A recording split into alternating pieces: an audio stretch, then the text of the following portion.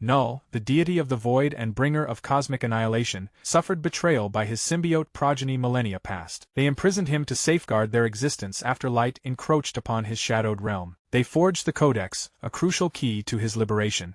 His current objective is to locate the Codex. Upon his escape, he intends to obliterate all populated planets, annihilate the symbiotes, and grant the Copes the privilege of survival as a reward to his followers. The scene shifts to the post-credits of Spider-Man: No Way Home, showing Eddie Brock in conversation with a bartender when a portal abruptly appears and whisks him away. Exasperated by the proliferation of multiverses, the symbiote unleashed its fury. "I'm weary of these universes. I yearn for some amusement." Sometime afterward, Eddie learns from a news report that Detective Patrick Mulligan, a figure from the earlier movie, perished in a devastating mishap. Knowing his options are dwindling, Eddie feels lost and adrift, unsure of his next move, until an idea sparks within him. A plan coalesces: leverage scandalous secrets about New York's district attorney to blackmail his way to exoneration, a long-held ambition for Venom. With great excitement, they embarked on their journey. Venom informs Eddie during their walk that they are now considered outlaws, and any attempt to impede them will be met with lethal force. Unbeknownst to them, their every move was being scrutinized via security cameras. Sensing a threat, Venom discovers a dark, grimy arena filled with caged fighting dogs. Shortly thereafter, the owners appeared, threatening Eddie with severe repercussions for his ill-advised arrival. Prior to any violence, Eddie emphasizes finding homes for the dogs as their primary objective. Subsequently, he transforms into Venom and unleashes a brutal assault, swiftly subduing the thugs. Ultimately, they attempt their signature catchphrase, "We are Venom," yet their timing is off, leading them to conclude that further synchronization practice is required. After consuming the criminals, Venom quips that Eddie consistently takes him to the finest locations. A dog sprints over, mangling Eddie's sandals, forcing him to go barefoot. As they depart, a scenage monster belonging to Null begins to quietly follow Eddie. The enigmatic watcher following him now confirms his location and directs a subordinate to alert General Strickland. Returning to the bar, the bartender observed an unusual detail: a tiny piece of the symbiote remained on the tabletop. General Strickland arrives, retrieves the sample, and then inquires with the bartender regarding the previous patron. Visibly unnerved, the bartender recounted that he was an odd individual who muttered to himself and possessed unusually large, misshapen arms. Subsequently, Payne is seen stargazing alongside his twin brother. A sudden lightning strike tragically killed his brother. It is revealed to be merely a dream of Dr. Payne's, who is then jolted awake by disturbing news. General Strickland is en route to Area 51, and she is compelled to accompany him. We observe the General's arrival at this enigmatic location, the site of his long-awaited meeting with Dr. Payne. Strickland's role involves gathering symbiotes, whereas Dr. Payne's responsibility lies in their analysis. In their discussion, Payne's colleague, nicknamed Christmas for her flamboyant festive attire, discloses that she rescued another symbiote previously presumed deceased. Despite his sarcastic nature, Strickland couldn't help but tease her festive attire, only for Christmas to explain it was a gift from her mother. Privately, Dr. P and Strickland recount the conversation's conclusion. Deep beneath the surface, entirely imperceptible to humans and other beings, they strategize for their subsequent move. Before encountering Patrick, now the first fully compatible symbiote host, they don protective suits to guard against possible viruses or bacteria. During the meeting, Dr. Payne told Patrick that they had exhausted all options to save him and were left with no alternative. At that juncture, abruptly, the symbiote, cohabiting Patrick's form, interrupted, urgently advising their departure. It details the existence of cosmic predators who hunt symbiotes, leaving utter destruction in their wake. A colossal, abyssal ocean stretching across the cosmos is unveiled by the symbiote, exceeding their most terrifying expectations. As we hear this, we witness Null, the void god, erupting in maniacal laughter while obliterating his surroundings. The narrative shifts to an airplane headed towards New York City. Venom informs Eddie that they are embarking on a journey to exonerate him and achieve lasting tranquility. However, a grave danger has emerged. A Copage, having followed Venom's entire transformation, is now aboard the aircraft. The ensuing battle, though brief, is epic in scale as Venom hurls the creature into the plane's turbine, obliterating it completely. Following their triumph, a grave Venom expresses his regrets to Eddie, clarifying his necessary departure for Eddie's own safety. Instantly, he leaps from the aircraft, becoming a parachute to ensure their safe descent. Later, we meet a family that has made significant sacrifices to realize Martin's dream of visiting Area 51. They scrimped and saved every penny possible to make the trip a reality. Even as pieces of the scenage crumbled around them, their excitement overshadowed the danger. Remaining furious, Eddie demands answers from Venom regarding the mysterious creature. Venom clarifies that it faced a Kopij, a symbiote hunter, and its arrival signals the imminent arrival of others. Venom further reveals aspects of his origins. Wronged by his creations, Null, the symbiote progenitor, birthed these creatures while imprisoned in an eternal slumber cell. Venom reacted with immediate terror at the mention of Null's name, clamping a hand over Eddie's mouth to silence him, warning him to never utter that name again. The dread is pervasive. Even uttering Null's name might invite his scrutiny. Venom elaborates that Null is pursuing him due to Eddie's possession of the Codex, a singular life energy formed upon Eddie's death and subsequent resurrection by the symbiote. That coalition created the Codex, the instrument for releasing Null from his timeless confinement. The Xenap's detection of the Codex is limited to the symbiote's full manifestation, yet it exhibits subtle, undetectable expressions. A critical consequence is that the Codex vanishes upon the death of either the symbiote or its host, a fate both parties wish to avoid. They continued walking until they spotted a horse. Despite his reservations, Eddie readily used it as a quicker means of traversing the desert. Meanwhile, Strickland and Dr. Payne are engaged in a debate regarding the essence of symbiote. Payne believes they are fleeing something, whereas Strickland suggests they are merely migrating. The news of a man's bizarre plane jump cuts short their conversation. Strickland immediately deploys his troops, swiftly tracking Eddie and Venom. Venom hurls Eddie into the water to protect him, but despite their efforts to evade capture, they are pursued and forcibly separated. Transforming into a fish to evade capture, Venom watches as Eddie, desperate and trapped, shoots an agent, a decision that haunts him.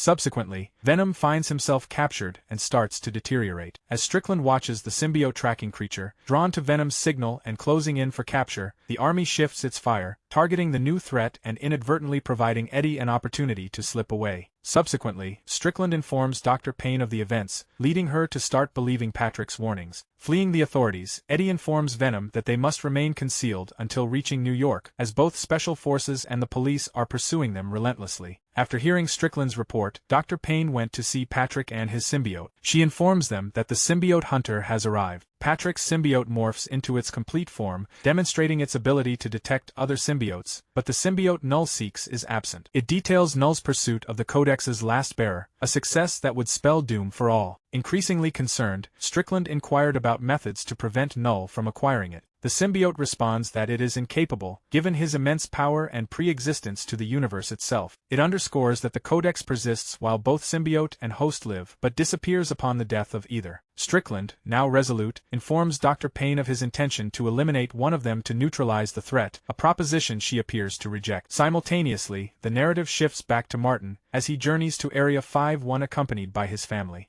He presents Eddie to his spouse, Nova, along with their children, Echo and Leaf. Seeing that Eddie has no shoes, Martin proposes a drive to Las Vegas. Furthermore, they indicated their intention to visit Area 51, anticipating a possible alien sighting before its permanent closure. Upon Martin's offering food to Eddie, Venom promptly discards it without hesitation. Subsequently, the group returns to the vehicle to resume their travels. Entranced by the family's musical harmony, Venom implores Eddie to participate as Martin plays the guitar while his wife and children sing. Eddie demurs, while Venom, witnessing the family's joy, reminisces wistfully. In a hushed tone, he confides in Eddie, musing whether they might have found greater contentment in a simpler, more tranquil existence. Later that evening, Martin's youngest boy gave Eddie a chocolate bar and admitted, with a tremor in his voice, to being terrified of alien encounters. Attempting to console him, Eddie asserted that aliens didn't exist. Hearing this, Venom assures Eddie he made the right choice, remarking that Eddie would have been a great father if he ever had children. Venom contemplates their shared progress, yet recognizes a significant journey remains. Following a long drive, they reached Las Vegas, and Eddie was immediately detected by security cameras. Before parting ways, Martin, grateful for their shared moments, offers Eddie some money and a pair of sandals. Thrilled, Venom devours the chocolate while they discuss Venom's grand ambition, a visit to the Statue of Liberty. To prolong their escapade, Eddie flippantly proposes Grand Theft Auto, but the ever-practical Venom counters with a plan to gamble their way to wealth at the casino. Their unkempt appearance resulted in a denial of entry upon arrival at the casino. Venom swiftly incapacitates the guard at the entrance. Inside, Venom observed a severely drunk man relieving himself in public, utterly oblivious to his environment. The intoxicated man urinates on Eddie's feet, triggering Venom's fury. Venom incapacitates him, and pilfers his attire, granting them fashionable entry into the club. Venom, thrilled by the club's atmosphere, rapidly gambled away their entire fortune at the slot machines. However, their fortunes shift dramatically when they encounter Mrs. Chen, currently flush with cash after a series of wins. Becoming aware of Eddie's unpleasant smell, she offered him the use of her room to freshen up before proposing a group celebration. Once Eddie tidies up and changes clothes, he prepares to depart, but Mrs. Chen urges them to remain for a final dance, an offer Eddie refuses. However, Eddie declines the dance. Ecstatic, the symbiote commandeers Eddie's form, launching into a spirited dance with Mrs. Chen, oblivious to the lurking symbiote hunter observing them. Venom and Mrs. Chen are enjoying their dance until the symbiote hunter approaches uncomfortably close. To evade detection, Venom swiftly reintegrates with Eddie. Eddie urges Mrs. Chen to remain calm while the hunter retreat. Undercover Area 51 operatives raided the nightclub and apprehended Eddie. Simultaneously, Martin's family reaches Area 51 and resolves to infiltrate it, driven by their long-held aspiration to investigate the installation.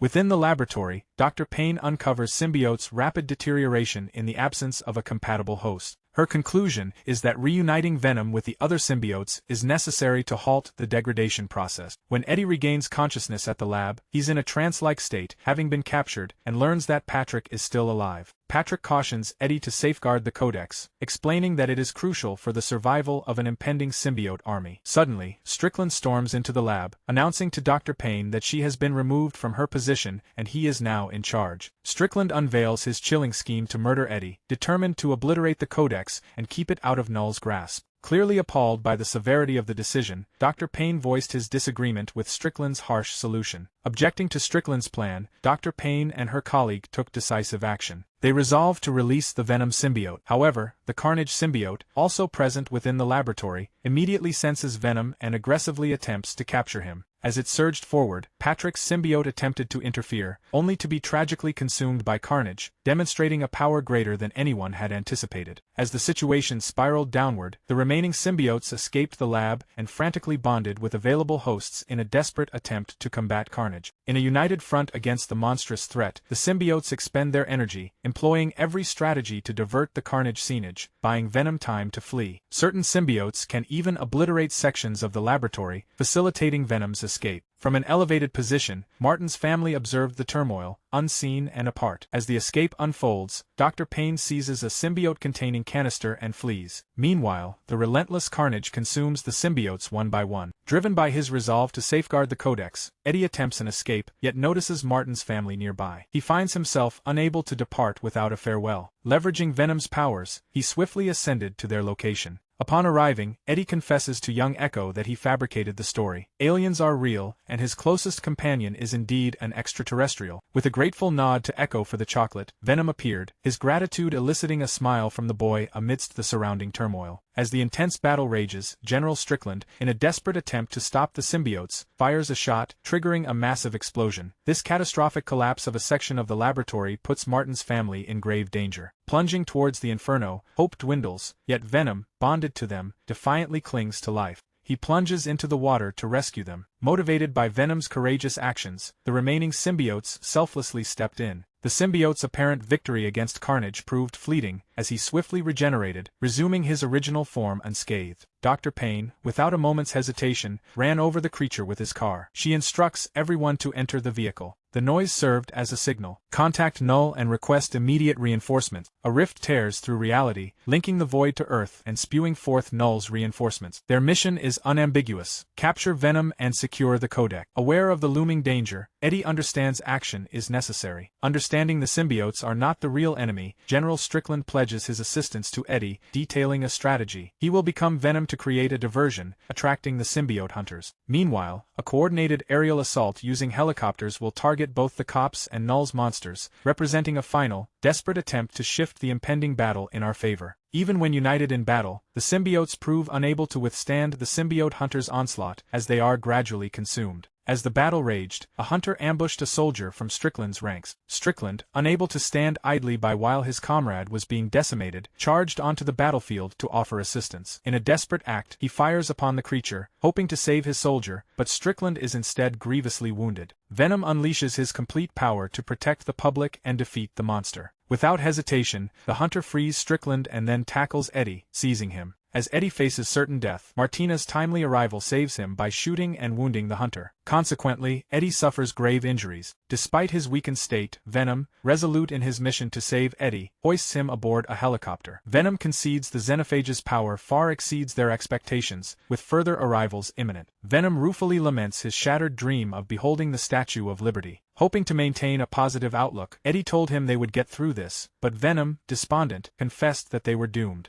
Hordes of hunters keep coming. Defeat seems unavoidable. Wearily, Venom reassured Eddie, declaring that their partnership must conclude permanently. United, they confront the hunters, challenging their advance. In a final, desperate surge, Venom unleashes his complete power, withstanding the hunters' onslaught as he strains to contain them. Turning to the critically wounded Strickland, he pleads with him to initiate the lab's acid tank activation, hoping to eradicate the creatures. Realizing the dire circumstances and acknowledging his minimal hope for survival, Strickland acquiesces. He commands Dr. Payne and her colleague to flee with utmost speed while he activates the machine. With acid engulfing the laboratory, Venom performs a last act of heroism. He shoves Eddie to safety, vowing he'll never forget him and urging Eddie to do the same. Acid floods the chamber, engulfing Venom and the last of the hunters. With his last ounce of strength, Venom conjures a protective barrier from wreckage to shield Eddie from the acid, as Eddie, heartbroken, bids Venom a final farewell. Knowing death approached, Strickland activated a concealed detonator, unleashing a devastating explosion across the landscape. Strickland's ultimate sacrifice guarantees the hunters' annihilation, stopping their potential for future destruction. Dr. Payne and her colleague continue to flee for their lives. Haunted by the present escape, Dr. Payne experiences a vivid flashback to her brother's death, recalling a strikingly similar flight. Overwhelmed by fear and adrenaline, she realizes her colleague has tripped and fallen behind, placing him in grave danger. Her friend seems doomed to share her brother's tragic end, yet Dr. Payne remembers the symbiote sample she retains. Instinctively, she employs it, forging a connection with the Flash symbiote. Her burgeoning powers grant her superhuman velocity. Speed is successful in rescuing her. Following the explosion, Eddie appears alive but completely devastated before blacking out. Awakening sometime later, he's confused and rambling about a bizarre, dreamlike experience. Overcome with grief, he instinctively calls out to Venom, his steadfast companion, yearning for a reply. A grim-faced general standing nearby shatters his hope, stating definitively that Venom is irretrievably lost, gone from this world forever. Although the situation is grim, the general reassures Eddie that, despite the symbiote's demise, both he and Venom are recognized and appreciated nationwide. The general clarifies that Eddie can begin anew, yet sternly cautions him to keep the events in San Francisco and the recent past confidential. Should Eddie have the audacity to expose the truth, he will be sentenced to exist in perpetual darkness for the remainder of his days. Subsequently, Eddie is shown traversing New York streets, absorbed in contemplation, reminiscing about his shared experiences, both positive and negative, with Venom. A wave of nostalgia and sadness washes over him as he recalls each adventure and every challenge they confronted as one. At long last, he arrived at the Statue of Liberty, a sight Venom had envisioned for years.